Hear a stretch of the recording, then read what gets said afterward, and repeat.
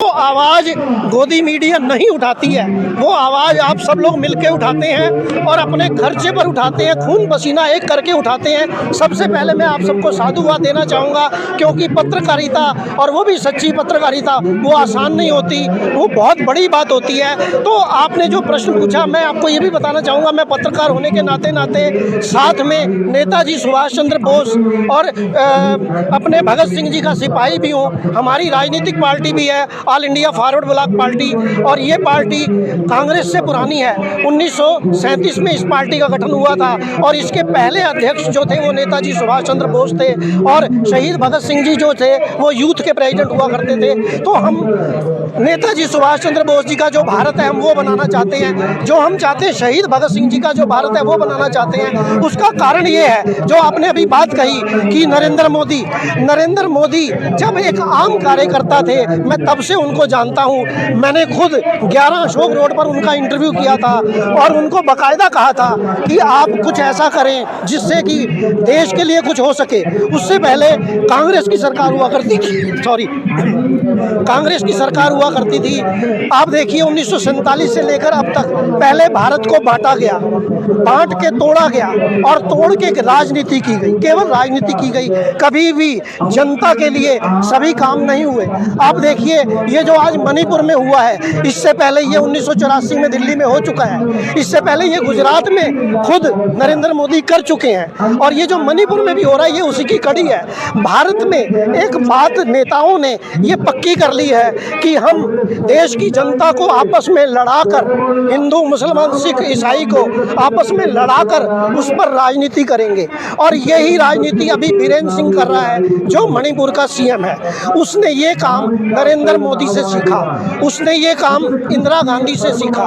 तो कहने का मतलब ये है कि हमारे देश की जो जनता है, कांग्रेस हो चाहे बीजेपी हो चाहे कोई अन्य पार्टी हो, मुझे माफ़ करिएगा, सभी हमारे देश की जनता को अपना नौकर समझते हैं। जबकि संविधान के मुताबिक संविधान में साफ लिखा है to the people, for the people, by the people. लेकिन कहाँ है टू दी पीपल, कहाँ है फॉर दी पीपल, कहाँ है बाय दी पीपल? आप देखते हैं यही स्मृति ईरानी जो कभी गैस का सिलेंडर गले में बांधती थी, कभी प्याज लेकर गले में बांधती थी, आज जब उससे इस बात पे सवाल किया जाता है तो वो सवाल का क्या जवाब देती हैं? अभी आपने वो देखा होगा पार्लियामेंट में जब उनसे ये कहा गया कि आप मणिपुर पर बोले तो उन्होंने क्या बोला?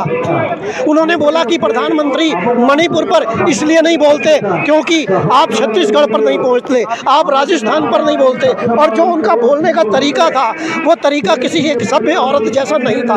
मंत्री तो एक बहुत बड़ी बात होती है, एक सभ्य औरत वाला भी काम उन्होंने नहीं करके दिखाया। जहाँ तक नरेंद्र मोदी जी हैं, नरेंद्र मोदी जी से जब ये सवाल पूछा गया, अरुण देव जी जो आपने बात की 37 सेकंड में, उन्होंने मणिपुर का नाम तो लिया, लेकिन कब लिया? 80 दिनों के बाद। और वो भी साथ में क्या जो बोल दिया कि छत्तीसगढ़ और राजस्थान की भी बात करें। असल में नरेंद्र मोदी भारतीय जनता पार्टी का प्रधानमंत्री है, वो देश का प्रधानमंत्री नहीं है। क्योंकि अगर वो देश का प्रधानमंत्री होता तो वो देश की बात करता।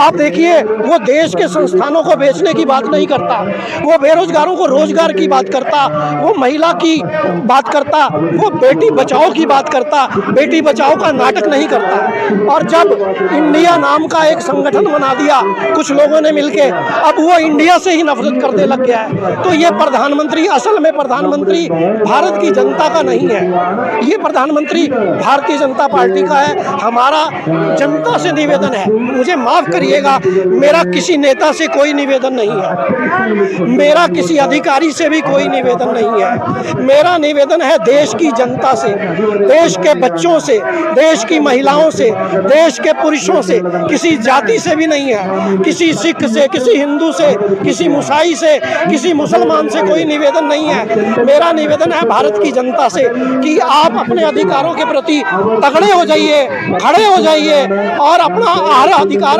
मांगिए, क्योंकि वो अधिकार आपके अपने अधिकार हैं। आप किसी से जो मांग रहे हैं वो आपका अधिकार है, आपका हक है, आप भीख नहीं मांग रहे हैं। तो आप सबसे ये निवेदन है, खास तौर पर मैं ये कहना चाहूँगा, मांग है मेरी कि सभी पत्रकारों को जो प्रमाणित नहीं हैं उन सबको कम से कम सरकार को 20,000 रुपये महीना देना चाहिए, इसलिए क्योंकि वो खून पसीने की कमाई से अपने बच्चों से लड़के, अपनी बीवियों से लड़के यहाँ पर आके सबकी सेवा करते हैं। तो जनता, अगर सरकार नहीं कहती तो मैं जनता से निवेदन करूँगा, जहाँ जहाँ आपको कोई पत्रकार मिले उसकी मदद करें, उसकी मदद करें। आपका बहुत बहुत धन्यवाद, आप सभी का बहुत बहुत धन्यवाद। नमस्कार।